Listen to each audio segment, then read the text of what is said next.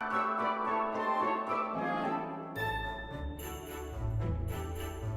there! I'm Sprinkles, Santa Claus's special elf, because everything is special with sprinkles. Santa Claus knows you're special too, and he has something to say to you. So listen close as Santa Claus shares holiday cheer with you. You can leave a special message for Santa Claus and get on the nice list at www.santaclaussays.net. Now here is the big man himself, Santa Claus! Ho, ho, ho, and Merry Christmas to all the children of the world from every continent, from every children of every age and every situation in life. Come to be with Santa Claus here at SantaClausSays.net. I am Santa Claus coming to you from my North Pole and from my workshop where I am getting ready and ever closer and closer to Christmas Eve. In just a few days as we record this message, we come to you every day during Christmas time of 2023 to give you three things. We give you Christmas cheer, and our elf Sprinkles certainly helps us with that, doesn't she? Isn't she wonderful? We also tell you a wonderful Christmas adventure story, and our story is about the life and the adventures of Santa Claus. And then we also read a letter to Santa Claus. I want you to know a couple of things that you can always send me a message at SantaClausSays.net. And that is where I hear your messages, and they come to me by way of a voicemail or a text message. And I get my text messages on a purple cell phone. So I get those directly to me and I answer those. Or you can also send me an email. You send me an email at SantaClausSays.net/present, and I will send you a gift in your email when you send me your email with your Christmas wishes. In your letters or your Christmas wishes, please tell me also something good that you're doing for your moms or your dads or for somebody else. I love to hear about good things you're doing to be on the nice list. Now, I really want you to know some special things happening here at Santa Claus Says coming up very soon. On December the 23rd, 2023, at 9 o'clock a.m. Eastern Time, we have live Breakfast with Santa, and that is our YouTube channel. That's at youtube.com at Santa Claus Says. And that's where I'll have my cocoa and my cookies, and you can have your pancakes or whatever you have for breakfast. And if you want, you can share with me by way of the chat on YouTube, and we can have a time together. That's on December the 23rd. Now, December the 23rd is also the last day that we'll be having our Christmas story about the life and the adventures of Santa Claus. But on December 24th, on Christmas Eve, that's my busy day, I will be reading this book here to you. It is called The Night Before Christmas. And many of you are familiar with this book. We'll be reading The Night Before Christmas on Christmas Eve, December the 24th. Then on Christmas Day, December 25th, I'll be reading to you the first Christmas story about the birth of Jesus from the Bible. And so that's what we're going to be doing the rest of this Christmas time. So we look forward to hearing from you during this Christmas time for all the things we're doing here at SantaClausSays.net. Oh, boys and girls, there's our chimes, our glockenspiel, which means it is time for our story time. All this Christmas season, we've been reading The Life, the Adventures of Santa Claus by L. Frank Baum, and we're down to the last couple of chapters of this book that we're going to be reading.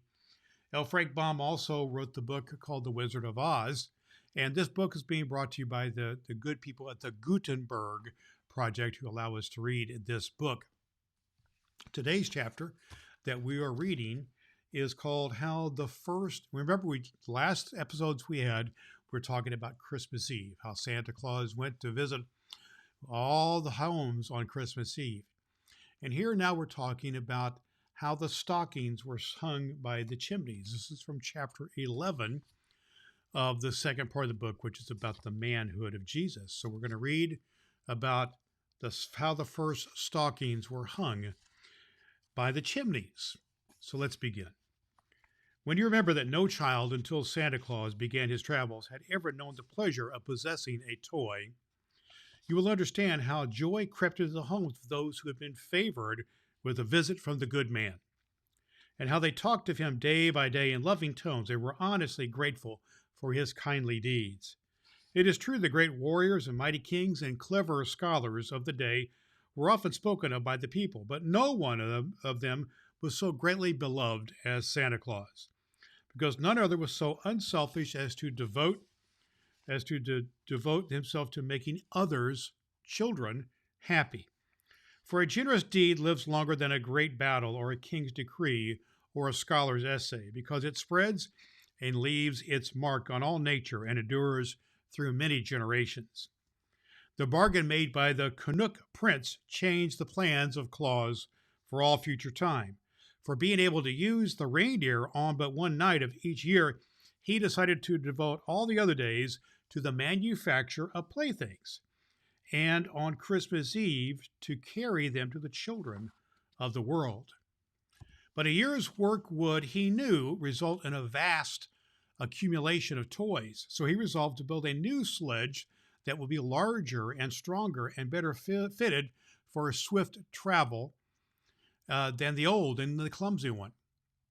His first act was to visit the gnome king, with whom he made a bargain to exchange 3 drums, a trumpet, and 2 dolls for a pair of fine steel runners, curled beautifully at the ends. For the gnome king had children of his own who, living in the hollows under the earth, in mines and caverns, needed something to amuse them. In 3 days, the steel runners were ready. When Claus brought the playthings to the gnome king, his majesty was so greatly pleased with them that he presented Claus with a string of sweet-toned sleigh bells in addition to the runners. "These will please Glossie and Flossie," said Claus, as he jingled the bells and listened to their merry sound. "But I should have 2 strings of bells, one for each deer." "Bring me another trumpet and a toy cat," replied the king, "and you shall have a second string of bells like the first." "It is a bargain," cried Claus, and he went home again for the toys. The new sledge was carefully built, the Canucks bringing plenty of strong but thin boards to use in its construction. Claus made a high, rounding dashboard to keep off the snow cast behind it by the fleet hoofs of the deer, and he made high sides on the platform so that many toys could be carried. And finally, he mounted the sledge upon a slender steel runners made by the Gnome King. It was certainly a handsome sledge, and big and roomy, and Claus painted it in bright colors, although no one was likely to see it during its midnight journeys. When all was finished, he sent for Glossie and Flossie to come and look at it. The deer admired the sledge, but gravely declared it was too big and heavy for them to draw.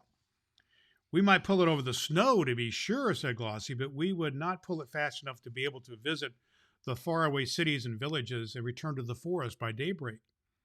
"Then I must add 2 more deer to my team," declared Claus after a moment's thought. "The Canuck prince allowed you as many as 10. Why not use them all?" added Flossie. "Then we could speed like lightning and leap to the highest roofs with ease." "A team of 10 reindeer," cried Claus delightfully. "That will be splendid. Please return to the forest at once and select 8 other deer like yourselves as possible. And you must all eat of the casa plant to become strong, and of the graal plant to become fleet of foot, and of the marbon plant so that you may live long to accompany me on my journeys. Likewise, it will be well for you to be bathed in the pool of Neres, which the lovely Queen Zerline declares you will render you rarely beautiful. Should you perform these duties faithfully, there is no doubt that on Christmas Eve, my 10 reindeer will have been the most beautiful and powerful steeds the world has ever seen." So Glossie and Flossie went to the forest to choose their mates. And so goes the story. We're going to pause the story right there and come back to it our next time here on Santa Claus Says. You want to continue the story here as we talk about how the stockings were hung by the chimneys. So we're going to close the story right there and we'll come back to it. Reminder that we read this story every day during the Christmas season. So if you miss any part of the story, please go back to our previous episodes and you will have the opportunity to hear the entire book of the life and the adventures of Santa Claus. There is our glockenspiel, boys and girls. That is our chimes, where Sprinkles is reminding us that it's now time to read our letter to Santa. A reminder, there's still time to send me a message. You can send me a message at SantaClausSays.net by text message, by voice message, and also by email. You go to SantaClausSays.net/present to send me an email, and I will send you a gift in your email. So you want to do that. So here is our letter to Santa for today. It goes like this. Dear Santa, my name is Julie, and I am 5 years old. My mommy says I have been a very good girl. For Christmas this year, please bring me an orange doggy pillow.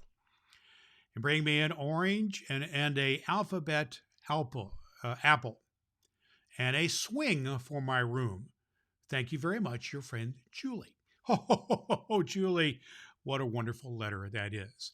Now, boys and girls of the world, I want you to know that Santa hears everything that you say, and Santa loves to bring you surprises. That's my favorite thing. So whatever you ask for,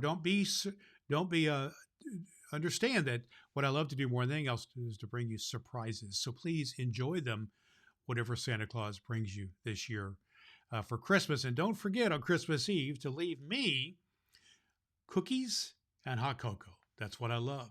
And you can do that for Santa Claus. Boys and girls, there's our chimes, which means our glockenspiel chimes, which means it's about time to say goodbye for this episode of Santa Claus Says. It's been so good to be with you, and I love to visit with you every day during the Christmas season. We're here every day from Thanksgiving Day to Christmas Day here at Santa Claus Says. Now, don't forget, in the next on December the 23rd, 2023 at 9 o'clock a.m. Eastern Time, you might need to shift your time zones wherever you're living at in order to be with me live. I'll have Breakfast with Santa Claus Says Live. I will have my cookies and I'll have my hot cocoa, and we'll be doing some special fun and games and storytelling for Christmas on just close to Christmas, the day before Christmas Eve. And then on Christmas Eve, December 24th, I will be telling the story. Reminder, I'll be telling the story called The Night Before Christmas. And you're going to want to hear that. That's a very special reading that we do here at SantaClausSays.net. Then on December 25th, on Christmas Day, I'll be telling the story of the very first Christmas, the birth of Jesus. I'll be telling that from the Bible. And I'll also be telling you about what Santa Claus does during the year when it's not Christmas. And we can talk about that a little bit. I look forward to being with you. Remember that Santa Claus loves you and I'm with you. Santa Claus is always for you. And remember, Santa Claus says, be good for goodness sakes. We'll see you next time. Merry Christmas. Goodbye. We'll see you next time here on Santa Claus Says. Goodbye. You're special to Santa Claus, just like Sprinkles.